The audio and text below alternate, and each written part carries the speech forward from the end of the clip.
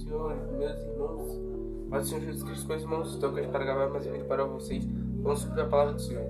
E bom, estarei falando sobre uma palavra que é bem curta, mas que tem grande significado em nossas vidas, que está em Marcos, no seu capítulo 12 e no seu versículo 35, como aqui diz. E estarei lendo e explicando para vocês.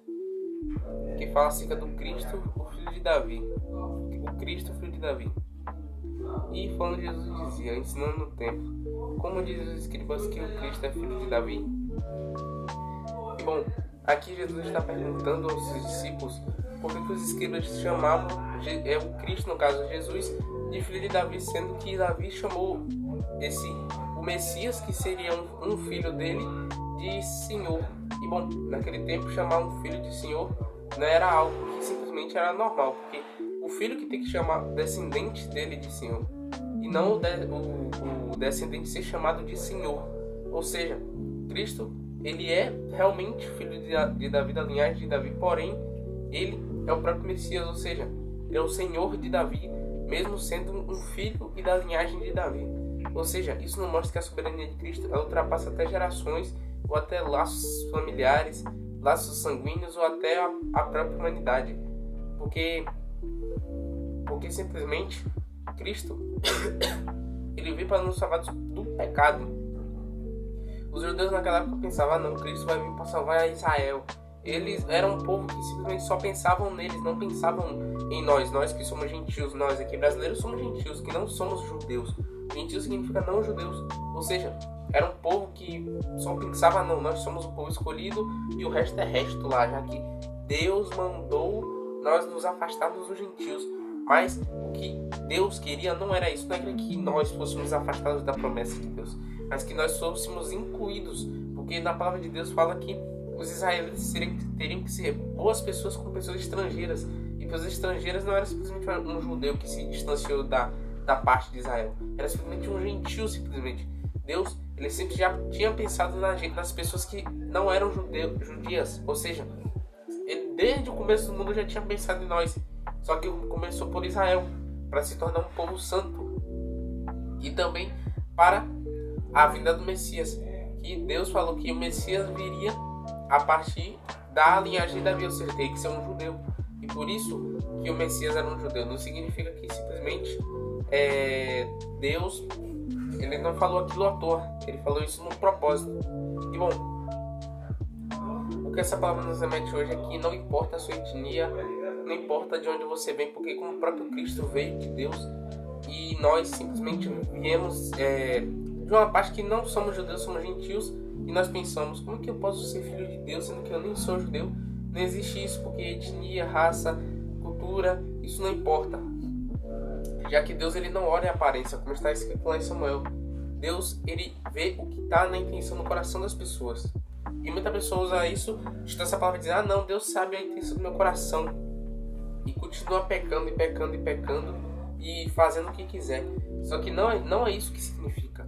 Deus ele sim consegue ver a intenção do seu coração, mas se você diz bem assim, não, eu não peco, e você já mentiu, porque você peca todo dia. Porém, confessar que Deus ele sabe as suas intenções do seu coração é você confessar que Deus ele realmente sabe, mas que ele sabe o plano da sua vida, de que sua vontade é servir a ele, não a sua vontade própria, o seu próprio prazer, os seus prazeres carnais, mas sim simplesmente fazer a vontade de Deus. E bom, o que Deus quer para nossas vidas é que nós confessemos os nossos pecados a fim de que sejamos restaurados, e não para que simplesmente Deus, você vai chegar lá em Deus, Deus, muito obrigado, e eu te peço perdão por isso, bom, e depois volta a pecar de novo. Isso é só um loop infinito. E bom, para você se arrepender de verdade, eu te digo que se arrepender, chorar faz parte, que você, quando a pessoa olha lá para o que ela fez, olha o que ela fez contra Deus, ela realmente chora, se decepciona, ela fica triste por causa do pecado. E isso é um sinal de arrependimento. Porém, você não pode se basear em um sinal só. O arrependimento ele também é feito de mudança, porque Judas ele não se arrependeu, porque ele sentiu remorso, ele ficou triste pelo que ele fez, porém ele não agiu de forma diferente, ele foi simplesmente, vocês já sabem, como está escrito lá nos evangelhos.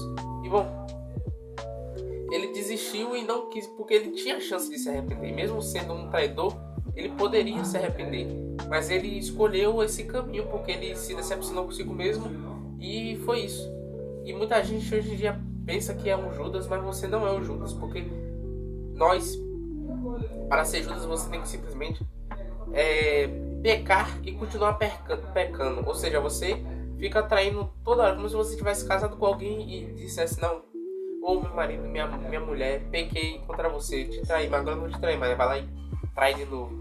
Ou seja, é como se você estivesse traindo Jesus várias e várias vezes, quando você peca. Não estou dizendo que você não vai ter mais nenhum pecado a partir desse vídeo, que a partir do momento que você se arrepender, você nunca mais vai pecar, porque pecar é totalmente diferente de você fazer iniquidade. Por que Jesus ele fala lá? Que ele diz que vai falar aqueles que não seguiram ele, que eles fazem iniquidade e não pecado, porque pecado significa tropeço. Ou seja, você estava ali na sua caminhada e infelizmente deu um tropeço, caiu um pecado. Não foi a sua intenção cair naquele pecado, você tropeçou na jornada, não foi algo que simplesmente você quis, mas algo que foi tipo assim, realmente um tropeço. Você deu um tropeço na sua jornada, mas você decidiu se levantar. E iniquidade é o pecado, só que em sã consciência que você sabe que aquilo é pecado e aquilo vai te fazer mal, e mesmo assim você escolhe, não, eu prefiro fazer isso porque eu quero. Ou seja, iniquidade é totalmente diferente do pecado. Por isso que Jesus disse iniquidade e não pecado. Porque pecado é um tropeço, iniquidade é algo que você faz sabendo que é pecado.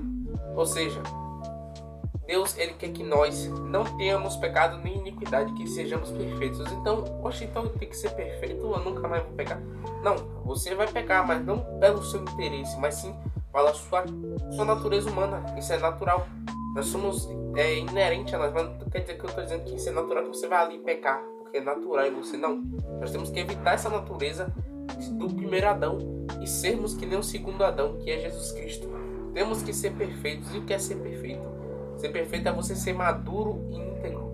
Ué, como assim maduro e íntegro? Você entender que você peca, porque você erra, e simplesmente você não consegue ser perfeito literalmente, mas ser maduro de entender que aquilo é pecado e fazer o máximo para evitar aquele pecado. Ou seja, você tem que fazer o máximo para manter a constância com Deus, a integridade com Deus. Ou seja, em vez de você ficar pensando naquele pecado, ficar parado, vai buscar a Deus, vai ler a Bíblia, vai fazer algo de bom, assiste um vídeo cristão, um filme, alguma coisa, se encha de Deus, para que aquele pecado não venha te atormentar ou você fique sendo tentado por ele.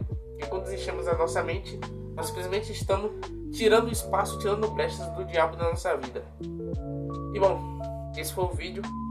E muito obrigado por ter visto esse vídeo. Meu irmão, foi curtinho, mas foi um bom ensinamento, porque Deus colocou a palavra no meu coração. Eu espero que tenha ajudado eu não, Deus. E Deus abençoe a sua vida.